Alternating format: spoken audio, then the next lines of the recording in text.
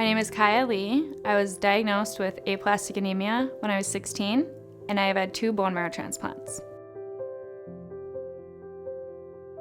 Aplastic anemia is basically when your body stops making blood. So that means you stop making red cells, you stop making platelets, you stop making white cells. So when I was 16 years old, I had an ovarian cyst burst. My mom brought me to the ER, and she works in the lab, and when I got my lab work back, we noticed that my platelet count was low. Something was off, and it was off for me looking back at my old lab work that I had had for routine checkups. When I first heard the diagnosis, it was kind of the start of my life changing. At that point, I think I was going for lab work twice a week, sometimes 3 times, and slowly watching all of my counts go lower and lower. What many people do is go into crisis mode. We watched it and we were prepared and we were where we needed to be. And as soon as my counts dropped into the severe level, then I went inpatient for my transplant.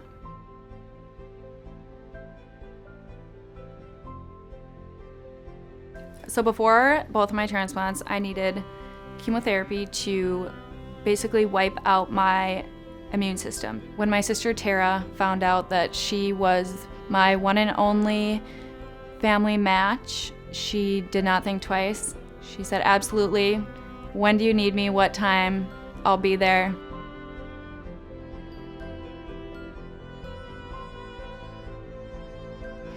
It's strange to think because I watched this bag holding my life in it, which is so strange. Like I tell people like, no, I was literally holding my life in my hands. Every day, your white blood count is at less than 0, less than 0, less than 0, because they've wiped you totally out with the chemo. And then that first day where you get that 0.1, it's like, things are growing in there. Like I'm actually building up an immune system. Pretty soon I'm turning into this normal person again, but it was challenging going to school, going to college. I found out that I had chemo brain, which made school extremely difficult.